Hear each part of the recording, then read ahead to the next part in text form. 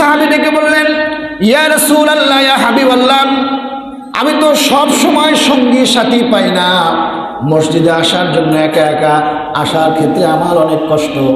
ইয়া রাসূলুল্লাহ, আমাকে জামাতের ব্যাপারে রুখসত দেওয়া যায় নাকি? আল্লাহ রসুল বললেন, হ্যাঁ, তোমাকে রুখসত দেওয়া গেল। অন্ধ সাহাবী হেঁটে যাচ্ছেন, কিছু দূর যাওয়ার পরে আল্লাহ রসুল তাকে আবার ডেকে ফিরালেন, ডেকে বললেন, ও সাহাবী, তুমি কি আজান শুনতে পাও? সাহাবী বললেন, ইয়া রাসূলুল্লাহ, আমি আজান শুনতে পাই। আল্লাহ রসুল ডেকে বললেন, সাহাবী, আজানের জবাব দিবা আর মসজিদে এসে জামাতের সঙ্গে নামাজ আদায় করবা।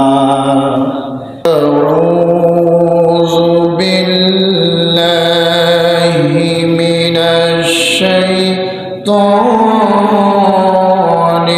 রাজীম। বিসমিল্লাহির রাহমানির রাহিম। উতলু মা উহিয়া ইলাইকা মিনাল কিতাবি ওয়া আকিমিস সালাহ। ইন্নাস সালাতা তানহা আনিল ফাহশাই ওয়াল মুনকার। সাদাকাল্লাহু মাওলানা আযীম। وقال الله تعالى في شان حبيبه آمرا ومخبرا إن الله وملائكته يصلون على النبي يا أيها الذين آمنوا صلوا عليه وسلموا تسليما اللهم صل على سيدنا مولانا محمد وعلى آل سيدنا مولانا محمد اللهم صل على سيدنا مولانا محمد وعلى آل سيدنا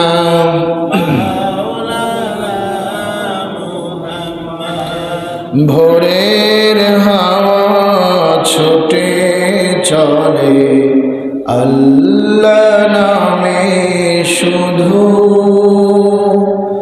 তার রহমে যায় ভিজে যায় শুকনো মরুধু। ভোরের হাওয়া ছুটে চলে আল্লাহ নামে শুধু, তার রহমে যায় ভিজে যায় শুকনো মরুধু।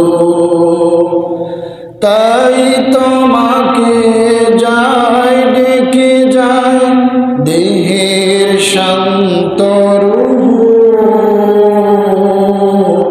আল্লাহু আল্লাহু আল্লাহু আল্লাহু আল্লাহু আল্লাহু আল্লাহু আল্লাহু। আলহামদুলিল্লাহ সুম্মা আলহামদুলিল্লাহ ওয়া আম্মা বা'দ। প্রশংসা আদায় করছি আল্লাহ রাব্বুল আলামিনের দরবারে, যে মহান মালিক আজকের এই পবিত্র জুমার দিনে সব ধরনের ব্যস্ততা উপেক্ষা করে আল্লাহ তাআলার ডাকে সাড়া দিয়ে তার ঘরে আসার এবং তার হুকুম পালন করবার সুযোগ এবং সৌভাগ্য দান করলেন, সেই মহান মনিবের শাহী দরবারে কালিমাতুর শুকর আদায় করছি। সকলে পড়ছি আলহামদুলিল্লাহ। লক্ষ কোটি দরুদ ও সালাম পেশ করছি বিশ্ব মানবতার মুক্তির দূত, সর্বকালের সর্বযুগের সর্বশ্রেষ্ঠ মহামানব নবিয়ুনা হাবিবুনা মুহাম্মাদুর রাসূলুল্লাহ সাল্লাল্লাহু আলাইহি ওয়াসাল্লামের প্রতি। প্রিয় হাজরিন, আমরা গত জুমায় নামাজের গুরুত্ব এবং ফজিলত সম্পর্কে আলোচনা করেছিলাম। তারই ধারাবাহিকতায় আমরা আজকে নামাজ নিয়েই কথা বলবো। তবে আজকের টপিকটা হলো, আজকের শিরোনাম, নামাজ কেন কবুল হয় না। আমরা অনেকেই সালাত আদায় করি, কেউ রেগুলার 5 ওয়াক্ত করে, কেউ 3 ওয়াক্ত পড়ে, কেউ 2 ওয়াক্ত পড়ে, কেউ মাঝে মাঝে পড়ে। কিন্তু আমাদের এই নামাজগুলো, অনেকেরই এই নামাজগুলো কবুল হয় না। এই কবুল না হওয়ার পিছনে আমি কোরআন এবং হাদিসের আলোকে 14টি পয়েন্ট আমি নোট করেছি নামাজ কবুল না হওয়ার কারণ হিসেবে। প্রিয় উপস্থিতি, আল্লাহ রাব্বুল আলামিন ঘোষণা করেছেন, ইন্নাস সালাতা তানহা আনিল ফাহশাই ওয়াল মুনকার। আল্লাহ তাআলা বলেন, নিশ্চয়ই নামাজ মানুষকে অশ্লীল ফাহিশা কাজ থেকে বিরত রাখে। এটা আল্লাহ তাআলার ঘোষণা। কিন্তু আমরা বাস্তবতায় দেখতে পাই যেমন অনেক নামাজি আছে যে নামাজও পড়ে, আবার খারাপ কর্মকাণ্ডের সঙ্গেও নিজেকে জড়িত করে। এমন অনেক নামাজি আছে নামাজও পড়ে, আবার সুদও খায়। অনেক নামাজি আছে নামাজও পড়ে, ঘুষও খায়। নামাজও পড়ে, বিভিন্ন ধরনের খারাপ কর্মকাণ্ড, সমাজ বিরোধী, দেশ বিরোধী, মানবতা বিরোধী, অকল্যাণমূলক, কল্যাণের পরিপন্থী এমন অনেক কাজের সঙ্গে তাকে যুক্ত দেখা যায়। তাহলে এখানে এই দুইটা জিনিস সাংঘর্ষিক হয়ে গেল। আল্লাহ বলছেন নামাজ মানুষকে খারাপ কাজ থেকে ফেরায়, কিন্তু বাস্তবতায় আমরা দেখছি নামাজও পড়ছে, খারাপ কাজও করছে। তাহলে দুইটা কথা কি মুখোমুখি হয়ে গেল না? কিন্তু এখানে সত্য কোনটা? অবশ্যই আল্লাহ যেটা বলেছেন সেটাই সত্য। আল্লাহ যে বলেছেন নামাজ মানুষকে খারাপ কাজ থেকে ফেরায়, এটাই হক, এটাই সত্য। ওমান আসদাকু মিনাল্লাহি কিলা, আল্লাহ তাআলার থেকে অধিক সত্য কথা আর কেউ বলে না। কিন্তু বিষয়টা কি? তাহলে বিষয়টা হলো, যেই মানের নামাজ পড়া দরকার, যেভাবে পড়া দরকার, সেভাবে হয়তোবা আমরা নামাজগুলো আদায় করতে পারছি না।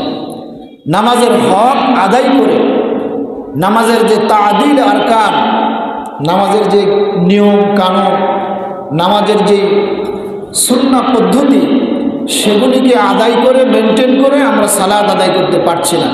এজন্য এই নামাজ আমাদের চরিত্রের কোনো পরিবর্তন করতে পারছে না। এমন অনেক নামাজই আমাদের সমাজে দেখা যায় 30-40 বছর 50 বছর যাবৎ নামাজ পড়তেছে, 5 ওয়াক্ত নামাজ পড়ে, কিন্তু 30 বছর আগে, 40 বছর আগে তার চরিত্র যেমন ছিল, আজকে 30-40 বছর পরেও তার চরিত্র সেরকমই আছে, কোনো পরিবর্তন হয় না। আবার অনেক নামাজি এরকম দেখবেন গ্রাম এলাকায় বিশেষ করে, যে সবার আগে মসজিদে চলে আসে, আবার সবার পরে মসজিদ থেকে বের হয়, 5 ওয়াক্ত নামাজ জামাতের সঙ্গে পড়ে, কিন্তু যখন জমির আইন সমান করতে যায়, তখন নিজের জমি বাদ দিয়ে অন্যের জমিতে 1 হাত আইল কেটে তার মধ্যে ঢুকে যায়, বড় নামাজি। আবার এমন অনেক ব্যবসায়ী দেখবেন 5 ওয়াক্ত নামাজ জামাতের সাথে আদায় করে, কিন্তু যখন ব্যবসা করতে যায়, মানুষকে যখন ব্যবসায়িক পণ্য দেয়, দেওয়ার সময় ওজনে কম দেয়, মালের মধ্যে ভেজাল দেয়। তাহলে এর দ্বারা আমরা কী পাই বুঝলাম? নামাজও পড়ছে, এই অন্যায় কাজগুলো করছে। তার মানে হলো, যেভাবে নামাজ পড়ার দরকার, যেভাবে নামাজ পড়ার কথা ছিল, সেই মানের নামাজ, কাঙ্ক্ষিত মানের নামাজ আমাদের হচ্ছে না। প্রিয় হাজিরিন, রাসূলুল্লাহ সাল্লাল্লাহু আলাইহি সাল্লাম যেভাবে আমাদেরকে নামাজ শিখিয়েছেন সেই পন্থায় আমাদেরকে নামাজ পড়তে হবে। শুধু নামাজ না, আপনি যে কোনো ভালো কাজ করবেন, সেটা যত ছোট হোক যত বড় হোক, এই নেক কাজগুলো যদি করার পন্থাটা রসুলের দেখানো পথের সাথে না মিলে, রসুলের দেখানো পদ্ধতির সঙ্গে যদি না মিলে, তাহলে ওটা আমলে সলেহ হিসেবে আল্লাহর দরবারে কবুল হবে না।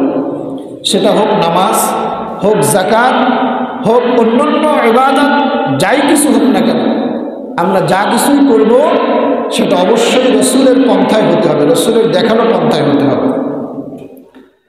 এজন্য প্রিয় হাজিরিন, আল্লাহ রাব্বুল আলামিন বললেন, ইন্নাস সালাতা তানহা আনিল ফাহশাই ওয়াল মুনকার। আল্লাহ তাআলা বললেন, নিশ্চয় নামাজ মানুষকে অশ্লীল ফাহিশা কাজ থেকে বিরত রাখে। কিন্তু আমরা বাস্তবতায় দেখতে পাই, নামাজও পড়ে অন্যায় কাজের সঙ্গে জড়িত হয়, নামাজও পড়ে অন্যের জমির আল ঠেলে, নামাজও পড়ে ব্যবসায় ভেজাল দেয়, নামাজও পড়ে তার নিজের কাজে ফাঁকি দেয়। একজন শ্রমিক সে নামাজি হওয়ার পরেও তার মালিকের কাজের মধ্যে ফাঁকি দেয়। তার মানে হলো, যেই মানের নামাজ পড়ার কথা সেই মানের কাঙ্ক্ষিত মানের নামাজ তার হচ্ছে না। এজন্যই নামাজ তার চরিত্র পরিবর্তন করতে পারছে না, এজন্যই নামাজ তাকে খারাপ কাজ থেকে ফেরাতে পারছে না। নামাজ তো এটা শয়তান এবং নামাজের মধ্যে একটা ঢাল, একটা প্রাচীর, অর্থাৎ নামাজি ব্যক্তিকে শয়তান কখনো খারাপ কাজের দিকে নিতে পারে না। কিন্তু আমাদের সেই ঢালটা এতটাই দুর্বল, এতটাই দুর্বল যে সেটাকে শয়তান প্রতিনিয়ত ভেদ করে আমাদেরকে আক্রমণ করছে, আমাদেরকে ওয়াসওয়াসা দিচ্ছে, বিভিন্ন খারাপ কাজে আমাদেরকে নিয়ে যাচ্ছে। একদিকে নামাজ আদায় করতেছি, আর একদিকে মানুষের অকল্যাণমূলক কাজ করতেছি। একদিকে নামাজ আদায় করতেছি, আর একদিকে মানুষকে কষ্ট দিচ্ছি, জুলুম করতেছি, নানান ধরনের অপকর্মের সঙ্গে নিজেকে যুক্ত করছি। তাহলে আল্লাহ রাব্বুল আলামিনের যে কথা, আল্লাহ তাআলার যে ঘোষণা, নামাজ মানুষকে এই ধরনের অশ্লীল ফাহেসা কাজ থেকে বিরত রাখে। এই নামাজ তখনই আমাদেরকে বিরত রাখবে যখন আমরা নামাজগুলো কাঙ্ক্ষিত মানের নামাজ আমরা আদায় করতে পারব। তাহলে প্রিয় হাজরিন, আমি কোরআন এবং হাদিসের আলোকে 14টা পয়েন্ট আমি নোট করেছি যে কোন কোন কারণে আমাদের নামাজগুলো কবুল হচ্ছে না। নামাজ কবুল না হওয়ার কারণেই আমাদের চরিত্র পরিবর্তন হচ্ছে না। প্রিয় হাজরিন, 1 নম্বরের যে কারণ সেটা হলো নামাজের হক আদায় না করা। অর্থাৎ যেভাবে নামাজ পড়া দরকার, যেই পদ্ধতিতে নামাজ পড়া দরকার, সেভাবে আমাদের নামাজ হচ্ছে না। নামাজের ব্যাপারে আমাদের মধ্যে শৈথিল্যতা দেখা যায়, উদাসীনতা লক্ষ্য করা যায়। আর এই ধরনের নামাজীদের ব্যাপারে আল্লাহ রাব্বুল আলামিন বলেছেন, ফাওয়াইলুল লিল মুসাল্লিন, দুর্ভোগ, ধ্বংস ওই সমস্ত নামাজীদের জন্য, ওই সমস্ত মুসল্লিদের জন্য যারা তাদের নামাজের ব্যাপারে বেখিয়া, আল্লাযীনা হুম আন সালাতিহিম সাহুন, যারা তাদের নামাজের ব্যাপারে উদাসীন, শৈথিল্যতা দেখায়। এখানে ভাইরা শব্দটার দিকে খেয়াল করেন, আল্লাযীনা হুম আন সালাতিহিম, এখানে আন সালাতিহিম বলা হয়েছে, ফি সালাতিহিম বলা হয় না। যদি ফি সালাতিহিম হতো তাহলে অর্থ আসতো নামাজের ভিতরে উদাসীন, অর্থাৎ সে যখন নামাজে দাঁড়ায় তখন সে উদাসীন থাকে। কিন্তু এখানে বলা হয়েছে আন সালাতিহিম, অর্থাৎ নামাজের ব্যাপারে উদাসীন। তার মানে শুধু নামাজের ভিতরেই উদাসীন নয়, নামাজ আদায় করার ব্যাপারেও, নামাজকে সঠিক সময়ে পড়ার ব্যাপারেও আমাদের মধ্যে উদাসীনতা লক্ষ্য করা যায়। বিশেষ করে আমাদের মা বোনেরা যারা আছেন, এরা দেখা যায় সাংসারিক কাজকর্ম সেরে ঠেরে একেবারে শেষ মুহূর্তে যায় জোহরের সালাত, অক্ত তখন যায় অবস্থা, তাড়াতাড়ি করে ঠুকঠাক করে কোনো সেজদা দিয়ে জোহরের নামাজটাকে আদায় করে। বা আমরা অনেক সময় আমাদের কাজ করতে করতে কাজের প্রতি এতটাই মনোযোগী হয়ে যায় যা নামাজের আজান হয়ে গেছে, অক্ত চলে যাচ্ছে, আমাদের কোনো হুঁশ থাকে না। অতঃপর একেবারে শেষ মুহূর্তে গিয়ে তাড়াতাড়ি করে ওযু ঠিকমতো হলো কি হলো না, কোনো রকম ওযুটা সেরে নামাজ আদায় করার জন্য কাপড় পাক পবিত্র আছে কি নাই এদিকে কোনো খেয়াল না দিয়ে দ্রুততার সঙ্গে নামাজ তাড়াতাড়ি করে চটপট করে নামাজটা আমরা আদায় করি। এই যে নামাজের ব্যাপারে একটা উদাসীনতা, নামাজের ব্যাপারে একটা শৈথিল্যতা, এটার ব্যাপারে আল্লাহ রাব্বুল আলামিন খুব কঠিনভাবে ঘোষণা দিয়েছেন যে যারা এটা করে তাদের সম্পর্কে আল্লাহ বলেছেন ফাওয়াইলুল লিল মুসাল্লিন, তাদের জন্য ধ্বংস। ওয়াইলুন, ওয়াইল এর আগে আমি ওয়াইলের ব্যাখ্যা বলেছিলাম। ওয়াইল হচ্ছে জাহান্নামের একটা গর্তের নাম, জাহান্নামের একটা ভয়ঙ্কর গর্তের নাম, যেই ওয়াইলটা এতটাই ভয়ঙ্কর যে জাহান্নামের অন্যান্য অংশ এই ওয়াইল নামক গর্ত থেকে আল্লাহর কাছে পানা চাইতে থাকে। এই গর্তটা এতটাই ভয়ঙ্কর। তো যারা নামাজের ব্যাপারে উদাসীন তাদের ক্ষেত্রে বলা হয়েছে তারা এই ওয়াইল নামক জায়গায় তারা পতিত হবে, তাদের জন্য ধ্বংস। তাহলে প্রিয় হাজিরিন, নামাজ আল্লাহ রাব্বুল আলামিন নির্দিষ্ট সময় আমাদের উপরে ফরজ করেছে। আল্লাহ তাআলা বলেন ইন্নাস সালাতা কানাত আলাল মুমিনিনা কিতাবাম মাওকুতা, নিশ্চয়ই নামাজ মুমিনের উপরে নির্দিষ্ট সময় ফরজ করা হয়েছে। এজন্য যে নামাজের যে 13টা ফরজ আছে তার মধ্যে একটা ফরজ ওয়াক্তমতো নামাজ পড়া, আছে না? ওয়াক্তমতো নামাজ পড়া। আপনি ফজরের ওয়াক্তের নামাজ জোহরের ওয়াক্তে পড়বেন, জোহরেরটা এশায় পড়বেন না, এরকম হবে না। যেই ওয়াক্তের নামাজ সেই ওয়াক্তেই আপনাকে আদায় করতে হবে। আর এক্ষেত্রে আমাদের দেশে সবথেকে বেশি শৈথিল্যতা দেখানো হয় যে আমরা নামাজের ওয়াক্ত শেষ হয়ে যাওয়ার কিছুক্ষণ আগে নামাজ আদায় করি। বিশেষ করে আমাদের দেশে ফজরের সালাতগুলো একেবারে শেষ মুহূর্তে আদায় করা হয়, কিন্তু আউয়াল ওয়াক্তে সালাত আদায় করে একটা মুস্তাহাব। আল্লাহ রাব্বুল আলামিনের রাসূল আউয়াল ওয়াক্তে বেশিরভাগ সালাত আদায় করার চেষ্টা করেছেন। তবে নামাজ আদায়ের ক্ষেত্রে অবশ্যই আমাদেরকে প্রায়োরিটি দিতে হবে আল্লাহর এই বিধান। আল্লাহ তাআলা আপনাকে জোহরে ডাক দিলেন, কিন্তু আপনি যদি হাজিরা দেন আসরে এসে এশায় এসে, তাহলে তো এটা হলো না। আল্লাহ রাব্বুল আলামিন আপনাকে মাগরিবের ওয়াক্তে ডাক দিলেন, আপনি মাগরিবে আসলেন না, আপনি এশায় আসলেন, অথবা ফজরে ডাক দিল জোহরে আসলেন, এরকম না। আল্লাহ যখন ডাক দিবেন তখনই আমাদেরকে সাড়া দিতে হবে। আল্লাহর হুকুমকে আমাদেরকে প্রায়োরিটি দিতে হবে, প্রাধান্য দিতে হবে। দুনিয়ার সমস্ত কাজকে বাদ দিয়ে আমাদেরকে অবশ্যই আল্লাহর ডাকে সাড়া দিয়ে নামাজে হাজির হতে হবে। এজন্য আল্লাহ রাব্বুল আলামিন ঈমানদারদেরকে লক্ষ্য করে বলেন ইয়া আইয়ুহাল্লাযীনা আমানু ইযা নুদিয়া লিস-সালাতি মিন ইয়াউমিল জুমআহ, হে ঈমানদারগণ, হে বিশ্বাসীগণ, জুমার দিনে যখন তোমাদেরকে নামাজে ডাকা হয়, ইযা নুদিয়া লিস-সালাহ, যখন তোমাদেরকে নামাজের দিকে ডাকা হয়, ফাসআউ ইলা যিকরিল্লাহি ওয়া যারুল বাই', তোমরা আল্লাহর শরণার্থে দুনিয়ার সমস্ত কেনা বেচাকে তোমরা বন্ধ করে দাও। আল্লাহর ডাক যখন আসবে তখন দুনিয়ার অন্য সব কিছু হারাম। ব্যবসা আপনার জন্য হালাল, কিন্তু যখন আল্লাহর ডাক আসবে তখন আল্লাহর ডাককে সাড়া দেওয়া আপনার জন্য ফরজ। ওই ব্যবসা আপনাকে বন্ধ করে দিতে হবে, তখন আর ওই ব্যবসা আপনার জন্য হালাল থাকবে না। আপনি আল্লাহটাকে সাড়া না দিয়ে আপনি ব্যবসা করবেন আর বড় বড় কথা বলবেন যে আমি হালাল পন্থায় টাকা ইনকাম করি, এত সোজা না। ইসলাম এত সোজা না। মন গড়া ইসলাম পালন করার কোনো সুযোগ নাই। ব্যবসা হালাল, তবে সেটা আল্লাহর বিধান মেনে করলে হালাল। যদি আপনি আল্লাহর বিধানকে উপেক্ষা করেন ওই ব্যবসা আপনার জন্য হারাম হয়ে যাবে। প্রিয় হাজিরিন, তাহলে অবশ্যই আল্লাহর নামাজের ব্যাপারে আমাদেরকে আল্লাহর ডাক, আল্লাহর আহ্বান, এই যে মুয়াজ্জিন যে ডাকে হাইয়া আলাস সালাহ বলে, আপনি কি মনে করেন এটা মুয়াজ্জিনের ডাক? না, এটা মুয়াজ্জিনের ডাক নয়, এটা স্বয়ং আল্লাহ রাব্বুল আলামিনের পক্ষ থেকে ডাক আপনাকে দেওয়া হচ্ছে মুয়াজ্জিনের মাধ্যমে। সুতরাং সে ডাককে যারা উপেক্ষা করে, সে ডাকে যারা সাড়া না দেয়, যারা ঘাড় মুড়িয়ে অন্যদিকে চলে যায়, কিয়ামতের ময়দানে এই সমস্ত মানুষগুলিকে আল্লাহ তাআলা তাদের ঘাড়, তাদের কোমর, তাদের গোটা শরীরটাকে আল্লাহ তাআলা শক্ত করে দিবেন, একেবারে নড়াচড়া করতে পারবে না। কিয়ামতের দিন আল্লাহ যখন সেজদার আহ্বান করবেন তখন এই মানুষগুলো সেজদা দিতে পারবে না। প্রিয় হাজিরিন, আল্লাহ রাব্বুল আলামিন তার নবী হযরতে মূসা আলাইহিস সালামকে একবার আল্লাহকে ডেকে বললেন, আল্লাহ জান্নাতে আমার সঙ্গে কে থাকবে, আমার সঙ্গী সাথী কে হবে? আল্লাহ রাব্বুল আলামিন ডেকে বললেন, মূসা একজন কামার, একজন লোহা দিয়ে বানানো জিনিসপত্র বানানোওয়ালা একজন কামার, সে জান্নাতে তোমার সঙ্গী হবে। হযরতে মূসা আলাইহিস সালাম ডেকে বললেন, আল্লাহ দুনিয়ায় এত মানুষ থাকতে একজন কামারকে আমার সঙ্গী বানালা জান্নাতে, ব্যাপারটা কি?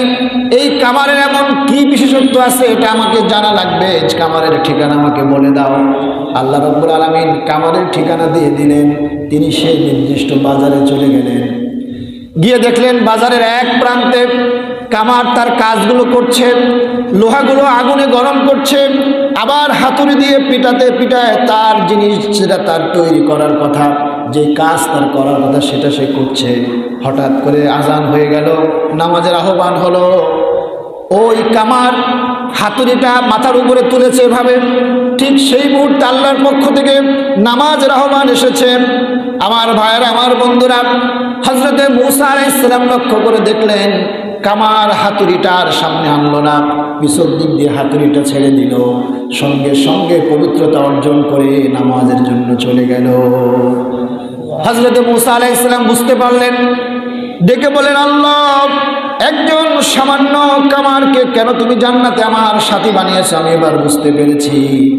তার মধ্যে তোমার বিধানের যে প্রায়োরিটি আমি দেখলাম, তোমার হুকুমকে তামিল করবার যে প্রাধান্যতা আমি তার মধ্যে লক্ষ্য করলাম, সে ইচ্ছা করলে আরেকটা বাড়ি হাতুড়ি দিতে পারত, কিন্তু সেটা সে না করে তোমার আহ্বান শোনার সঙ্গে সঙ্গে হাতুড়িটা পিছন দিক দিয়ে ছেড়ে দিয়েছে আর তোমার হুকুম তামিল করার জন্য শরীক হয়ে গিয়েছে। সুবহানাল্লাহ। এই যে একটা দৃষ্টান্ত ভাইরা, আযান চলতেছে, আমরা আমাদের কাজ নির্বিঘ্নে করে যাচ্ছি, দুনিয়ার কাজ, দুনিয়ার প্রতি এতটাই পাগল, আমরা এতটাই মোহগ্রস্ত হয়েছি যে আল্লাহ ডাকে কোনো খবর নাই। আজকে দেখেন মার্কেটে, দোকানে, মাকানে, বাজারে, ঘাটে, রাস্তায় কত মানুষ, শত শত মানুষ, হাজার হাজার মানুষ তার কাজ করেই যাচ্ছে, অথচ আজান হয়ে গেছে আরও আধা ঘন্টা 40 মিনিট আগে। এতক্ষণ মসজিদ ভরে যাওয়ার কথা ছিল। যদি আল্লাহর ডাকে আমরা ঠিকই সাড়া দিতে পারতাম সঠিক সময়ে, তাহলে এতক্ষণ মসজিদ ভরে যাওয়ার কথা ছিল। অথচ দেখা যায় 1টা বেজে যায়, 1টা 10-15 হয়ে যায়, তারপরেও মসজিদ নিচতলা ভরে না। তার কারণ আমরা দুনিয়ার পিছনে এতটাই ছুটছি, দুনিয়ার পিছনে আমরা এতটাই মগ্ন হয়ে গিয়েছি যে আল্লাহর ডাকে কথা এটা সাড়া দেওয়ার চিন্তা আমাদের মধ্যে আসতেছে। এটা নিশ্চিত জেনে রাখেন, আপনি যত হালাল পন্থায় রোজগার করেন না কেন, আল্লাহর ডাক যদি আপনি উপেক্ষা করেন, আপনার রোজগারের পন্থা নিশ্চিত হারাম হয়ে যাবে। এটা আপনি নিশ্চিত, এটা জেনে নেন। আজকে আমরা মনে করতেছি আল্লাহ রাব্বুল আলামিন ডাকছেন, সাড়া না দিলে কি হয়, আল্লাহ তার ফেরেশতা পাঠায় আমাদেরকে মারধর করে না। যদি সৌদি আরবের মধ্যে ফেরেশতা পাঠাইতো, সৌদিতে আজান হয়ে গেলে তখন আর কেউ ব্যবসা করতে পারে না, পুলিশ চলে যায় যার যার দোকানে। আজান হয়ে গেলে আর কেউ কারো কোনো কর্মক্ষেত্রে থাকতে পারে না। তাহলে আল্লাহর পক্ষ থেকে যদি এরকম ফেরেশতা নিয়োগ করা থাকতো যে আজান হয়ে যাওয়ার পরে কেউ আর তার জায়গায় থাকতে পারবে না, তখন তবে ঠিকই মানুষগুলো মসজিদে দৌড়াবে। এজন্য আল্লাহর বিধানের পাশাপাশি বিধানকে কার্যকর করবার জন্য দুনিয়ায়ও আল্লাহর আইন প্রতিষ্ঠা অনেক বেশি জরুরি। যদি রাষ্ট্রীয়ভাবে আল্লাহর আইনটা প্রতিষ্ঠিত থাকতো তাহলে আজকেও আমাদের এই মসজিদও ভরে যেত। কারণ আজান হয়ে যাওয়ার সঙ্গে সঙ্গে আল্লাহর ফেরেশতা না আসলেও দুনিয়ার সরকারের পক্ষ থেকে ফেরেশতা নাজিল হয়ে যেত, সঙ্গে সঙ্গে মসজিদে না আসলেই পাছায় বাড়ি শুরু হয়ে যেত। এজন্য দুনিয়ায়ও আল্লাহর আইন প্রতিষ্ঠার জন্য রাষ্ট্রীয়ভাবে আল্লাহর আইন অনেক বেশি জরুরি। প্রিয় হাজিরিন, তাহলে আমাদের নামাজ কবুল না হওয়ার 1 নম্বরের শর্ত হলো আমরা নামাজকে গুরুত্ব দিচ্ছি না, নামাজের হক আমরা আদায় করছি না, আমরা নামাজকে সময় মতো আদায় করতে পারছি না। 2 নম্বর যে কারণ সেটা হলো বিনা কারণে বিনা ওজরে জামাতকে ছেড়ে দেওয়া। নামাজের জামাত এটা অনেক বেশি গুরুত্বপূর্ণ একটা বিষয়। জামাতকে পরিত্যাগ করা, এটা আমাদের অনেক আছে নামাজ পড়ে, নামাজ আদায় করে, 5 ওয়াক্ত মাশাআল্লাহ নামাজ আদায় করে, কিন্তু জামাতের গুরুত্ব দেয় না। আজান হয়েছে পরে পড়ে আমি একা জামাতে পড়বো না, পরে আমার কাজ সেরে একা একা পড়ে দেবো না। কোনো আলেম বলেছেন কেউ যদি ইচ্ছাকৃতভাবে জামাত তরক করে তার নামাজই হবে না। আবার কেউ বলেছেন যে নামাজ হলেও নামাজের হক আদায় হবে না। জামাতের ব্যাপারে এত বেশি গুরুত্ব আল্লাহ, রসুল এবং সাহাবা একরাম দিয়েছেন। ছোট্ট একটা দৃষ্টান্ত আপনাদেরকে দেই। আল্লাহ রসুলের একজন গরিব সাহাবী হজরতে আব্দুল্লাহ আনসারী রাদিয়াল্লাহু তাআলা আনহু, তার মতো গরিব মদিনায় আর কেউ ছিল না। হজরতে আব্দুল্লাহ আনসারী রাদিয়াল্লাহু তাআলা আনহু স্বামী এবং স্ত্রী দুইজন মিলে তাদের একটা মাত্র কাপড় ছিল পরনের। এই হজরতে আব্দুল্লাহ আনসারী রাদিয়াল্লাহু তাআলা আনহু ঘরের মধ্যে একটা গর্ত করেছিলেন। তিনি যখন ওই কাপড়টা পরে তিনি সালাত আদায় করতে মসজিদে যেতেন, তার স্ত্রী গর্তের মধ্যে বসে থাকতেন। তিনি মসজিদ থেকে সালাত আদায় করেন, বাড়িতে আসার পরে সেই কাপড়টা খুলে তিনি গর্তের মধ্যে বসতেন। তার স্ত্রী ওই কাপড়টা পরে তিনি আবার সালাত আদায় করতেন। তারপরেও ওই আব্দুল্লাহ আনসারী একদিন কখনো জামাত মসজিদে গিয়ে নামাজ পড়া থেকে বিরত হয় নাই। একদিন সাহাবা একরাম ডেকে বলল আল্লাহ রাসূলকে, ইয়া রাসূলুল্লাহ, আব্দুল্লাহ আনসারী খুব বেশি তাড়াহুড়ো করে, জামাত শেষ হয়ে যাওয়ার পরে মসজিদে বসে না। আপনি আমাদেরকে বিভিন্ন নসিহত করেন, বিভিন্ন রকমের তালিম তালকিন দেন, কিন্তু আব্দুল্লাহ আনসারী এই নসিহতের এই মজলিসে এসে বসে না, সালামটা ফিরিয়ে দ্রুত সে বাড়ির দিকে চলে যায়। আল্লাহ রসুল একদিন ডেকে বলেন, আব্দুল্লাহ আনসারী ব্যাপারটা কি? তুমি এত তাড়াহুড়ো করো কেন বাড়িতে চলে যাও? হজরতে আব্দুল্লাহ আনসারী এই ঘটনা যখন শোনালেন, আল্লাহ রসুল সহ সাহাবা একরাম আশ্চর্য হয়ে গেলেন। আল্লাহ রসুল তার জন্য চোখ দিয়ে টপ টপ করে পানি ঝরল। ডেকে বলেন, ইয়া রাসূলুল্লাহ, আমার আর আমার স্ত্রীর দুইজনের মিলে নামাজ আদায় করার মাত্র একটা কাপড় আমাদের অবশিষ্ট আছে, যেই কাপড়টা পরে আমাদের দুজনকেই সালাত আদায় করতে হয়। আমি যখন মসজিদে আসি আমার স্ত্রী তখন এই গর্তের মধ্যে বসে থাকে, আর আমি মসজিদ থেকে জামাতে সালাত আদায় করে যখন বাড়িতে ফিরি ওই কাপড়টা আমার স্ত্রীকে খুলে দেই, সেই কাপড়টা পরিধান করে আমার স্ত্রী তখন সালাত আদায় করে। ইয়া রাসূলুল্লাহ, এই জন্য আমি মসজিদে আপনার এই মজলিসে বসতে পারি না, সময় দিতে পারি না। প্রিয় হাজিরিন, এই যে হযরত আব্দুল্লাহ আনসারী রাদিয়াল্লাহু তাআলা আনহু, তার যে অবস্থা, এই অবস্থার সামনে আমাদের কারো কোনো অজুহাত টিকবে? আমরা যেই কারণে জামাত মিস করি এই কারণগুলো কি টিকবে? কখনো না। আপনি আল্লাহর সামনে কি বলবেন? আব্দুল্লাহ আনসারীর সামনে, আল্লাহর সামনে যখন সে দাঁড়াবে, তার এই কথার সামনে আপনি কি যুক্তি পেশ করবেন যে আল্লাহ এই কারণে জামাত মিস করেছে? হ্যাঁ, আপনি ঘুমায় থাকেন, ঘুম থেকে উঠতে পারেন নাই, জাগতে পারেন নাই, সেটা ভিন্ন কথা। কিন্তু আপনি ইচ্ছাকৃতভাবে সজ্ঞানে আপনি যে সুস্থ থাকা অবস্থায় আপনি জামাতকে মিস করলেন, নামাজের এটার অর্থ হলো আপনি নামাজকে গুরুত্ব দিলেন। আর একটা ঘটনা বলি, আল্লাহ রসুলের একজন অন্ধ সাহাবী, আল্লাহ রসুল যখন এই জামাতের গুরুত্বের কথা বলছিলেন, আল্লাহ রসুলের অন্ধ সাহাবী ডেকে বললেন, ইয়া রাসূলুল্লাহ, ইয়া হাবিবাল্লাহ, আমি তো সব সময় সঙ্গী সাথী পাই না, মসজিদে আসার জন্য একা একা আসার ক্ষেত্রে আমার অনেক কষ্ট। ইয়া রাসূলুল্লাহ, আমাকে জামাতের ব্যাপারে রুখসত দেওয়া যায় নাকি? আল্লাহ রসুল বললেন, হ্যাঁ, তোমাকে রুখসত দেওয়া গেল। অন্ধ সাহাবী হেঁটে যাচ্ছেন, কিছু দূর যাওয়ার পরে আল্লাহ রসুল তাকে আবার ডেকে ফেরালেন, ডেকে বললেন, ও সাহাবী, তুমি কি আজান শুনতে পাও?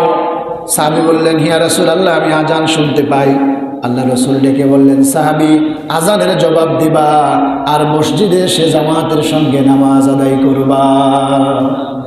একজন অন্ধ সাহাবীকে আল্লাহ রসুল জামাতের ব্যাপারে ছাড় দেয় নাই, সেখানে আপনি একজন সুস্থ সবল মানুষ, একজন পরিপক্ক মানুষ, আজান হয়, চিন্তা করে মসজিদে কি দরকার এত কষ্ট করে যাওয়ার? এত শীত, এত ঠান্ডা, ফজরে এত শীতের মধ্যে যাওয়া যায়?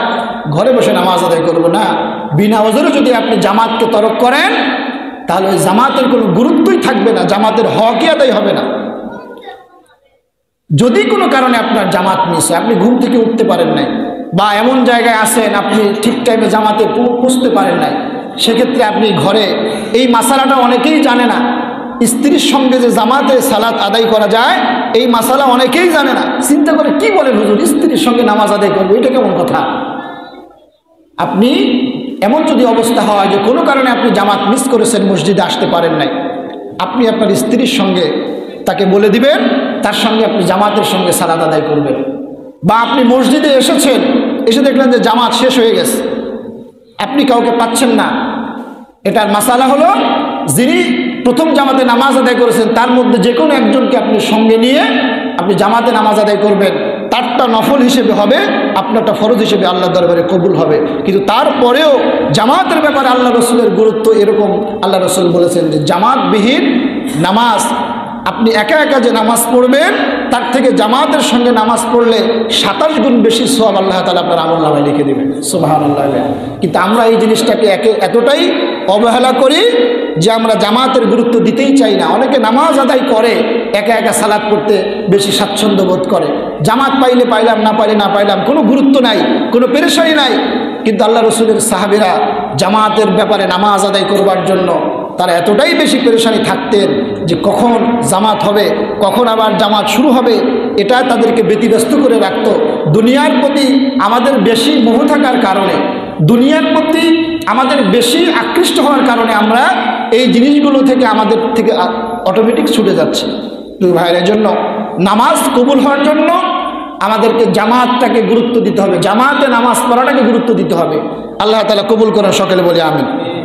3 নম্বরের কারণ নামাজ কবুল না হওয়া, যাকাত আদায় না করা। আপনি দেখবেন আল্লাহ রাব্বুল আলামিন কোরআনে যত জায়গায় নামাজের কথা বলেছেন তারপরে কিসের কথা বলছেন? যাকাতের কথা বলছেন। আকিমুস সালাত ওয়া আতাউজ যাকাত। এখন আপনি একটা করলেন আর একটা আদায় করলেন না, তাহলে প্রথমটার হক আপনার আদায় হলো না। ইবাদত কবুলের ধারাবাহিকতা হলো বুঝতে পারা আপনার ইবাদত কবুল হয়েছে। আপনি কীভাবে বুঝবেন? ওইটার ধারাবাহিকতা যখন রক্ষা হবে তখন আপনি বুঝতে পারবেন যে আপনার ইবাদত কবুল হচ্ছে। কিন্তু এমন অনেক নামাজি আছে তারা যাকাত আদায় করে না। এবং যাকাত বলতে শুধুমাত্র আমরা যে বাৎসরিকভাবে এই যে রমজানের যে যাকাতটা আদায় করে, এক্ষেত্রে আমাদের মধ্যে একটা ঘাটতি রয়েছে। সেটা হলো অনেকে শুধু টাকা এবং স্বর্ণের যাকাত দেয়, কিন্তু ফসলের যে একটা যাকাত আছে উশর, এই যাকাতটা অনেকেই আদায় করে না। এই যে 40 ভাগের 1 ভাগ যে যাকাতটা আদায় করে, অনেকে জানেই না যে ফসলের যাকাত দিতে হয়। প্রিয় ভাইয়েরা, আপনি যে ফসলের যাকাত আদায় না করে আপনি যে ফসলগুলো আপনি ভক্ষণ করছেন বা আপনি সেটাকে আপনার নিজের কাছে ব্যবহার করছেন, ওটা পুরোটাই আপনার জন্য হারাম হয়ে যাবে। আপনি 40 মণে যে 1 মণ আপনি দিলেন না, ওই বাকি 39 মণ সহ 40 মণ পুরোটাই আপনার জন্য হারাম হয়ে যাবে। সুতরাং এই ফসলের এই ওষুধের যাকাতটাও আমাদেরকে আদায় করতে হবে। আমরা যেমন টাকা পয়সার যাকাত আদায় করি, স্বর্ণের, আবার অনেকে আছে স্বর্ণ ব্যাংকে রয়েছে, বলে যে আমরা তো স্বর্ণ ব্যবহার করি না, ওটা তো পড়ে আছে, ওটা যাকাত দেওয়া লাগবে কেন? এই ধারণা নিয়ে অনেকে আছে, কিন্তু এটাও ঠিক নয়। আপনার স্বর্ণ ব্যবহার করেন আর ফেলে রাখেন, আপনাকে ওটা যাকাত আদায় করতেই হবে। আপনার সম্পদের যাকাত আপনি যেভাবে আদায় করছেন, ওটার যাকাত আপনাকে ওইভাবে আদায় করতে হবে। প্রিয় হাজিরিন, তাহলে নামাজ কবুল না হওয়ার 3 নম্বরের যে কারণ সেটা হলো যাকাত সঠিকভাবে আদায় না করা। 4 নম্বরের কারণ হলো যে ইমামের প্রতি মুসল্লির অসন্তুষ্ট থাকে, ওই ইমামের নামাজ কবুল হবে না। এই ইমাম মানে শুধু মসজিদের ইমাম নয়, এই ইমাম মানে সমাজের ইমাম, এই ইমাম মানে রাষ্ট্রের ইমাম। সমাজের আপনি একজন ইমাম, ইমাম মানে কি বলেন তো? নেতা। বাংলা কথা হলো নেতা। তা আমরা আমাদের সমাজে যে নেতারা আছে, আমাদের রাষ্ট্রীয় যে নেতারা আছে, তাদের প্রতি যদি জনগণ অসন্তুষ্ট থাকে, তাহলে সে অসন্তুষ্ট নিয়ে সে যদি সমাজ পরিচালনা করে, সে যদি দেশ পরিচালনা করে, সে যতই নামাজ পড়ুক, সেজদা দেখ, ওই জনগণের সন্তুষ্টি যদি তার মধ্যে না আসে, তার প্রতি না আসে, তার ওই সেজদা আল্লাহর দরবারে কবুল হবে না। হ্যাঁ, যদি এরকম হয় যে ইন্টেনশনালি আপনাকে ক্ষমতা থেকে নামানোর জন্য আপনার বিরোধী পক্ষ আপনার প্রতি অসন্তুষ্টি প্রকাশ করছে, কিন্তু আপনি যৌক্তিকভাবে ন্যায়ভাবেই আপনি চালাচ্ছেন, আপনি পরিচালনা করতেছেন, কিন্তু আপনার বিরোধিতা করার জন্যই তারা আপনাকে আপনার প্রতি অসন্তুষ্টি প্রকাশ করতেছে, এটা দেখবে কে বলেন তো? আল্লাহ দেখবে। কিন্তু যদি আপনি ন্যায়সঙ্গতভাবে না, অন্যায়ভাবে জুলুম নির্যাতন করে জনগণকে আপনি অসন্তুষ্টি রেখে আপনি ক্ষমতাকে পরিচালনা করছেন, আপনি আপনার চেয়ার ছাড়ছেন না, আপনার ক্ষমতাকে আপনি ধরে রাখছেন, ওই অবস্থায় আপনি যত নামাজই পড়েন না কেন, যত সেজদা দেন না কেন, যত আমলই করেন না কেন, কোনো নেক আমল আল্লাহর দরবারে কবুল হবে না। এটা আমাদেরকে মাথায় রাখতে হবে। প্রিয় হাজিরিন, 5 নম্বরের কারণ হলো যেই গোলাম মালিকের কাছ থেকে পালিয়ে যায়, অর্থাৎ গোলাম তো এখন আমাদের গোলামের সেই যুগ নাই। এখন এই গোলামের যেই ডিজিটাল যেই অর্থ ব্যাখ্যা, সেটা হলো যারা শ্রমিক, তারা যদি তার মালিক থেকে অন্যায়ভাবে কাজকে ফাঁকি দিয়ে পালিয়ে যায়, তার মালিকের সাথে অন্যায় আচরণ করে কাজকে ফাঁকি দিয়ে পালিয়ে যায়, যতক্ষণ পর্যন্ত এই মালিকের কাছ থেকে সে ক্ষমা নিতে না পারবে ততক্ষণ পর্যন্ত ওই শ্রমিকের, ওই কাজের লোকের নামাজ ইবাদত আল্লাহর দরবারে কবুল হবে না। এরপরে 6 নম্বরে হলো যেটা, এটা গুরুত্বপূর্ণ একটা বিষয়, মদের ক্রেতা বিক্রেতা এবং সাহায্যকারী।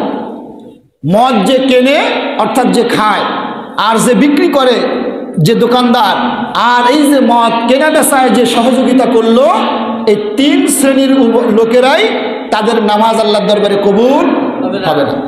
আল্লাহ রাব্বুল আলামিন বলেছেন, ইন্নামাল খামরু ওয়াল মাইসিরু ওয়াল আনসাবু ওয়াল আজলামু রিজসুম মিন আমালিশ শাইতান। নিশ্চয়ই মদ, জুয়া খেলা, পাশা খেলা, মূর্তি খেলা এগুলি সব হচ্ছে শয়তানের নাপাক আমল। এগুলি থেকে তোমরা বিরত থাকো। এগুলি সব কার কাজ বলেন তো? শয়তানের কাজ। এগুলি থেকে বিরত থাকতে হবে।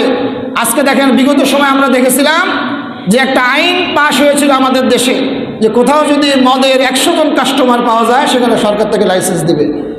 সুবহানাল্লাহ বলবেন না? নাউযুবিল্লাহি মিন যালিক। এই যে সহযোগিতা করলো মদ বিক্রি করবার জন্য, যিনি এই সহযোগিতার বিলে স্বাক্ষর করেছেন, ওনাকে কিয়ামতের দিন স্পেশালি আদর আপ্যায়ন করবে ফেরেশতাদেরকে দিয়ে আল্লাহ। সুতরাং এই অবস্থায় যারা নামাজ আদায় করবে, মদ খেয়ে মদ পান করে, এমন অনেক নামাজি আছে সপ্তাহে 6 দিন মদ খায়, 1 দিন মসজিদে আসে জুমার দিন। 6 দিন মদ খায়, 1 দিন খায় না, আজকে তো মসজিদে যাবো, আজকে খাবো না। সুতরাং 6 দিন গলা পর্যন্ত মদ খায়, আর সপ্তাহে শুক্রবার এলে মসজিদে আসে, মনে করে একদিন এই 6 দিনে যা খাইছে সব একদিনে আল্লাহ মাফ করে দিবে। এত সহজ না, এত সোজা নয়। মদ যে পান করবে তার ইবাদত আল্লাহর দরবারে কবুল হবে না। মদ যে বিক্রি করবে তার ইবাদত আল্লাহর দরবারে কবুল হবে না।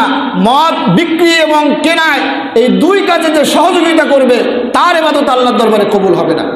সুতরাং নামাজ যদি কবুল করাতে চাই, আমাদের ইবাদত যদি আল্লাহর দরবারে কবুল করাতে চাই, এই ধরনের ঘৃণ্য কাজ থেকে আমাদেরকে বিরত থাকতে হবে। আল্লাহ তাআলা তৌফিক দিন, সকলে বলে আমিন।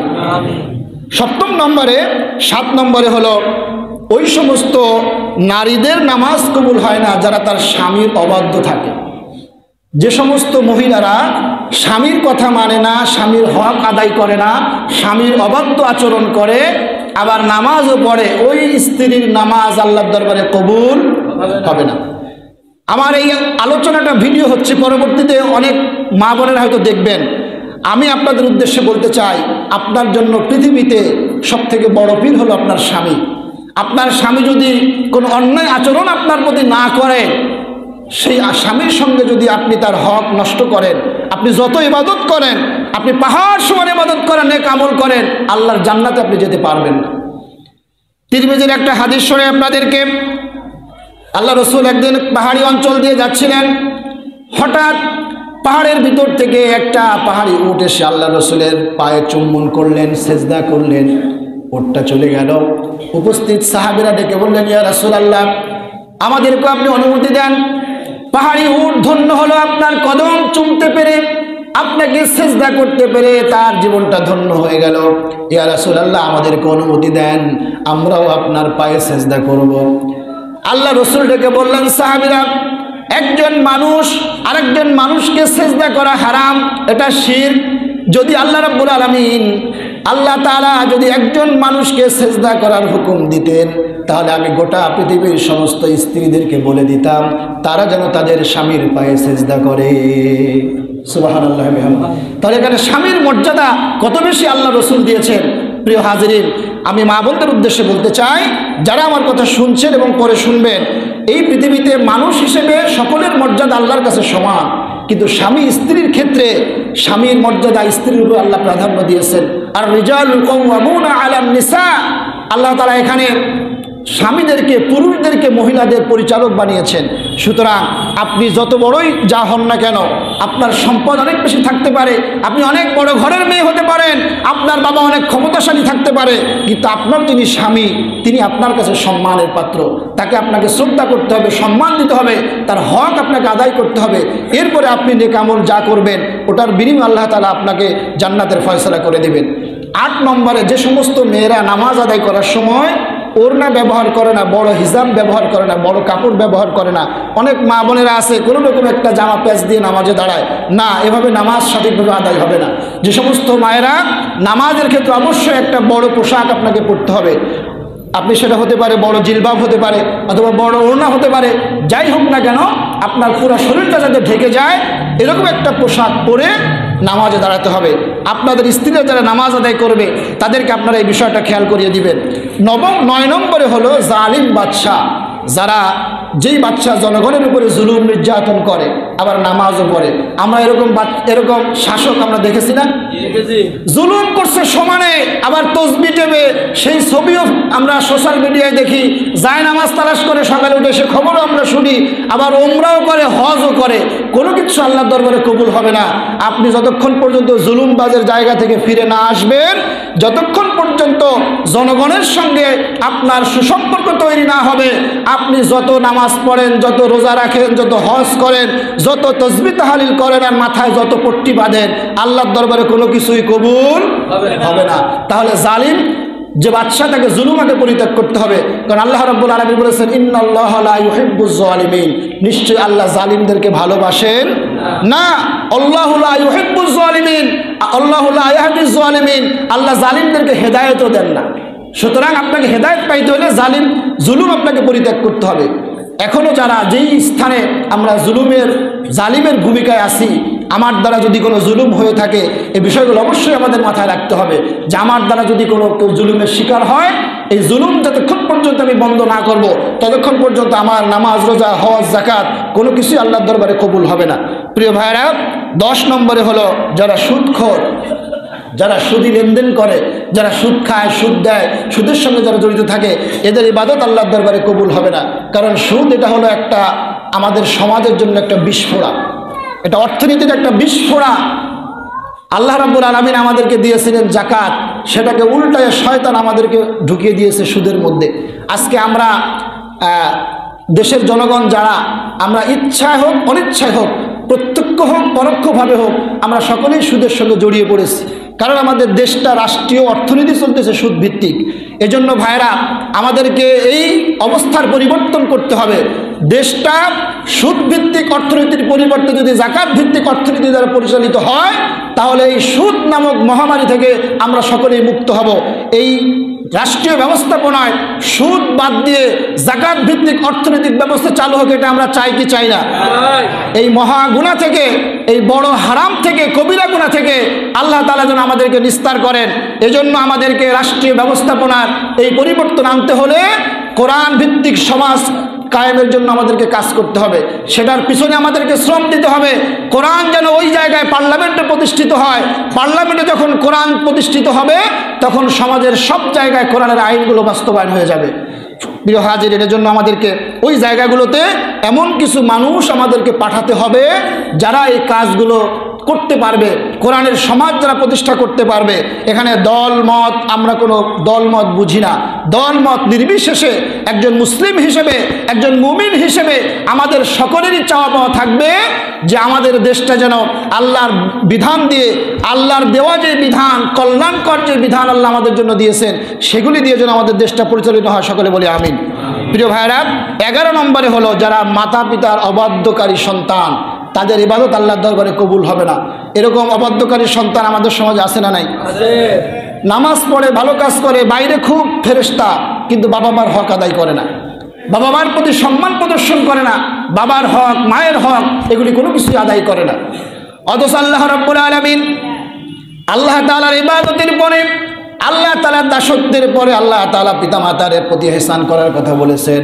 রব্বুল আলামিন বলেন, ওয়াকাদা রাব্বুকা আল্লা তা'বুদু ইল্লা ইয়্যাহু ওয়া বিল ওয়ালিদাইনি ইহসানা।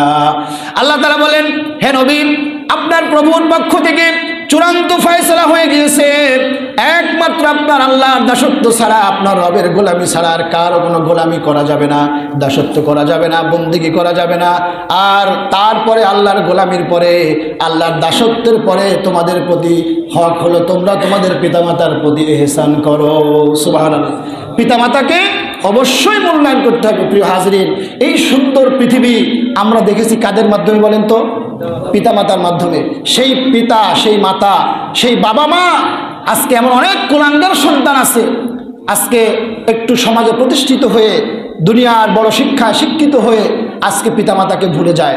সেদিন একটা সোশ্যাল মিডিয়া একটা ভিডিও দেখলাম, একজন বড় ডাক্তার চট্টগ্রাম একটা হসপিটালে ভর্তি আছে, সেই ডাক্তারটা নামটা আমার এই মুহূর্তে খেয়াল নেই, খুব ভালো একজন ডাক্তার, দীর্ঘদিন তিনি চিকিৎসা পেশায় খুব ভালো সুনামের সঙ্গে চিকিৎসা করেছেন। একটা ছেলে একটা মেয়েকে মানুষের মতো মানুষ করেছেন, মানে দুনিয়ার দিক থেকে একজন নিউজিল্যান্ড থাকে আর একজন চায়নায় থাকে। বাবা স্ত্রী 15 বছর আগে তার সঙ্গে সেপারেশন হয়ে গিয়েছে। এখন এই অবস্থায় তিনি বিভিন্ন রোগে আক্রান্ত হয়ে হসপিটালে ভর্তি, তাকে দেখার মতো একজন আপনজন তার পাশে নেই। সন্তানেরা ব্যস্ততার কারণে তার বাবাকে দেখতে আসতে পারছে না।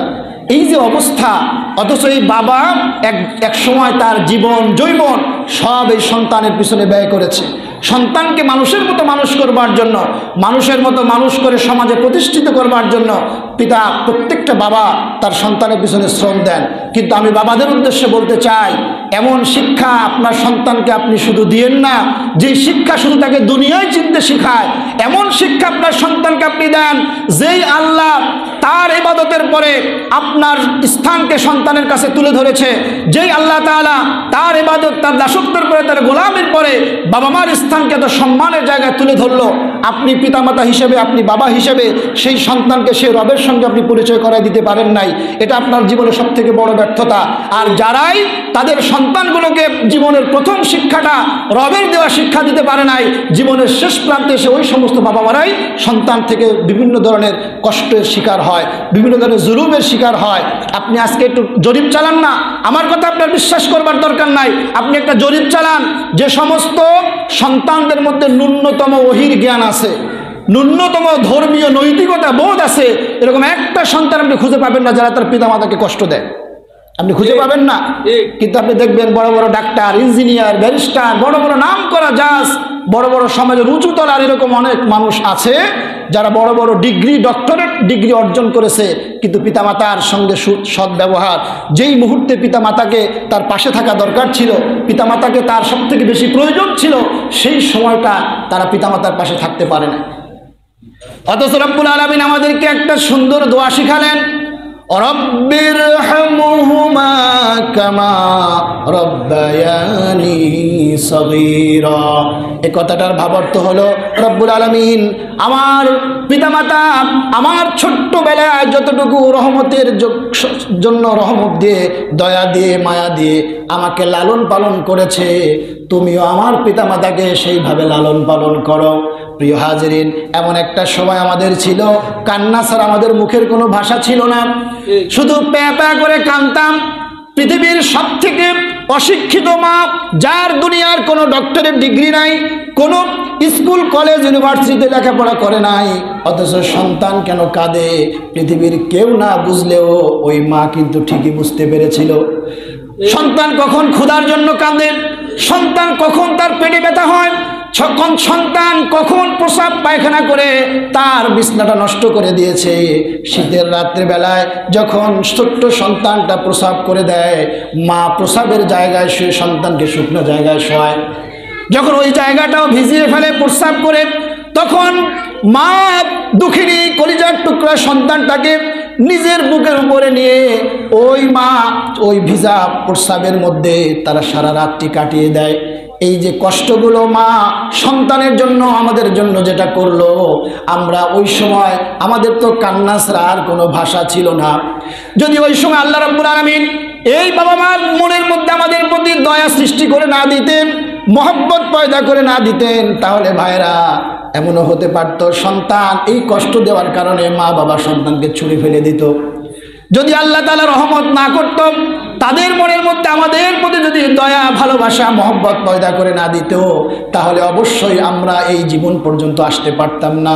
এজন্য আমার ভাইয়েরা, আল্লাহ রাব্বুল আলামিন সেই কথাটাই এই দোয়ার মধ্যে তুলে ধরলেন যে রব্বুল আলামিনের কাছে তোমরা এভাবেই তোমাদের পিতামাতার জন্য দোয়া করো, হায় আল্লাহ তাআলা পিতামাতা আমাকে যেভাবে দয়া করেছে, রহম করেছে, তুমিও আমার পিতামাতাকে ওইভাবে রহম করো। সুবহানাল্লাহ। তাহলে আল্লাহকে শুধু দোয়া করলেই হবে না, এখানে এই আয়াতের অনেক বড় ব্যাখ্যা, অনেক লম্বা সময় লাগবে বলতে। এখানে আল্লাহ রাব্বুল আলামিন প্রতিটা জায়গায় স্তরে স্তরে ব্যাখ্যা দিয়েছেন। এখানে শুধু তুমি আল্লাহর কাছে দোয়া করবে তা নয়, তুমি তোমার রহমতের ডানাটা তুমি তোমার মা বাবার জন্য বিছিয়ে দাও। অর্থাৎ তোমার বাবা মা, তুমি যেমন ছোটবেলায় যেটা করতে পারো নাই তোমার বাবা মা করে দিয়েছে, তুমি নিজের হাতে খেতে পারো নাই তোমার বাবা মা খাইয়ে দিয়েছে, তুমি বাথরুম করে প্রস্রাব পায়খানা করে নিজে পরিষ্কার করতে পারো নাই, বাবা মা পরিষ্কার করে দিয়েছে। আজকে বাবা মা যেটা নিজে করতে পারে না তুমি সেটা করে দিবা, এটাই হলো তাদের প্রতি তোমার রহমত, তাদের প্রতি এহসান। প্রিয় ভাইয়েরা, এটা যদি আমরা করতে না পারি, আপনি যত ইবাদত করেন, আপনি যাই কিছু করেন, জান্নাতের দেখা পাবেন না। ওগো মা তুমি এ পৃথিবীর শ্রেষ্ঠ নেয়ামত, তোমারই পদ তলে রয়েছে জান্নাত, তোমারই পদ তলে রয়েছে জান্নাত। এ পৃথিবী থাকতো গো মায়া মোহহীন, এ পৃথিবী থাকতো গো ফুল পাখিহীন, যদি না পেত তোমার, যদি না পেত তোমার মায়ারি হাত, যদি না পেত তোমার মায়ারি হাত। ওগো মা তুমি এ পৃথিবীর শ্রেষ্ঠ নেয়ামত, তোমারই পদ তলে রয়েছে জান্নাত। ঠিক কিনা? মায়ের পায়ের তলে সন্তানের জন্য জান্নাত রয়েছে। প্রিয় ভাইয়েরা, এই জন্য যাদের পিতামাতা জীবিত আছে, এখনো সুযোগ আছে, পিতামাতার খেদমত করবেন, পাশাপাশি আল্লাহর ইবাদত বন্দেগী করবেন, তাহলে আল্লাহ তাআলা কবুল করে নেবেন। এরপরে 12 নম্বরে হলো, সময় খুব সংক্ষেপে আমি অল্পতে বলে দিচ্ছি। 12 নম্বরে নামাজ কবুল না হওয়ার কারণ হলো আমরা নামাজে যা পড়ি তা বুঝি না। নামাজে আমরা সূরা ফাতিহা পড়ি, সূরা ফাতিহার অর্থ কয়জনে জানে? যদি জরিপ করা হয় তাহলে 100 জনের মধ্যে 5 জনও ঠিকমতো খুঁজে পাওয়া যাবে না সূরা ফাতিহার অর্থ আমরা বুঝি। আমরা রুকুতে গিয়ে বলি সুবহান রাব্বিয়াল আযীম, অর্থ জানি না। রুকু থেকে ওঠার সময় বলি সামি আল্লাহু লিমান হামিদা, অর্থ কি জানি না। সিজদায় গিয়ে বলি সুবহান রাব্বিয়াল আলা, অর্থ কি বুঝি না। শুধু নামাজ পড়েই যাচ্ছি, নামাজ পড়েই যাচ্ছি। ওই একজন হিন্দু লোক এক মুসলিমকে জিজ্ঞাসা করেছে, রমজান মাসে মসজিদের সামনে দিয়ে যায়, তো রমজান মাসে বিশেষ করে গ্রামের তারাবি তো মাশাআল্লাহ এমন 180 মাইল স্পিডে তারাবি সূরা কিরাত পড়া হয়, আর নামাজে ঘন ঘন সামি আল্লাহু লিমান হামিদা, সামি আল্লাহু লিমান হামিদা। তো এক হিন্দু লোক এক মুসলমানকে জিজ্ঞাসা করেছে যে ভাই, আমি যে মসজিদের সামনে যে প্রতিদিন যাই আর শুধু হুজুর বলে হামিদা হামিদা, এটা আসলে কার মেয়ে হামিদা? ব্যাপারটা কি? নামটা কার? মেয়েটা কার? তখন এই মুসলিম বলতেছে ভাই, আমিও 30 বছর যাবৎ নামাজ পড়ি, আমি নিজেও জানি না এই হামিদাটা আসলে কার মেয়ে। তাহলে বলেন তো, এই যে মুসল্লি, আপনি কে কোনো ভালো মুসলমান বলবেন? নামাজ পড়তেছে, সে বুঝে না সে নামাজে কি পড়তেছে। আপনার সামনে যদি আমি এখন আরবিতে অনর্গল বক্তব্য দিই, আপনারা কিছু বুঝবেন? কিছুই বুঝবেন না।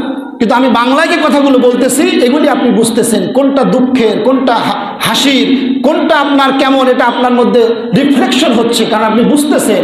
আর আমরা নামাজের ক্ষেত্রেও আমরা যেমন না বুঝার কারণে আমাদের মধ্যে কোনো রিফ্লেকশন হয় না, আমরা আল্লাহর সঙ্গে কথা বলতে পারি না।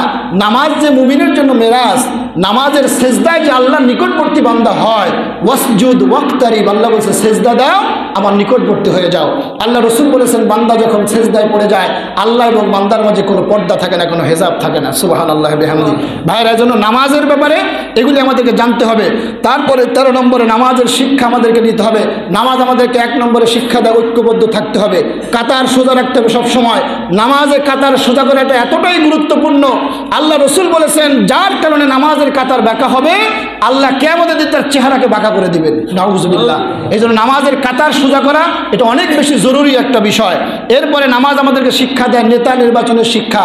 নামাজে যেমন একজন ইমামের পিছনে শত শত মানুষ একভাবে নামাজে আমরা একতাবদ্ধ হয়ে তাকে অনুসরণ করি, নামাজের নেতা নির্বাচন করার ক্ষেত্রে যেমন আমরা স্বচ্ছতা, আমরা তার চারিত্রিক গুণাবলী, আমরা যেমন বৈশিষ্ট্যগুলো দেখে আমরা নেতা নির্বাচন করি, ঠিক তেমনিভাবে আমরা যখন সমাজের নেতা নির্বাচন করব, সেখানেও এর থেকে বেশি স্বচ্ছতা, তার চারিত্রিক গুণাবলী দেখে সমাজের নেতা নির্বাচন করতে হবে। নামাজ আমাদেরকে এটা শেখায়। প্রিয় ভাইরা, 14 নম্বরে রাসূল সাল্লাল্লাহু আলাইহি ওয়াসাল্লাম যেভাবে আমাদেরকে নামাজ পড়তে বলেছেন সেভাবে আমাদেরকে নামাজ পড়তে হবে। রাসূল বলেছেন সল্লু কামা রাআইতুমুনি উসাল্লি, তোমরা নামাজ পড়ো সেভাবে যেভাবে আমাকে পড়তে দেখো, রসুলের শেখানো নামাজ, এটা যদি আপনি শিখতে না পারেন, আপনি সারা জীবন নামাজ পড়লে নামাজ আল্লাহর দরবারে কবুল হবে না।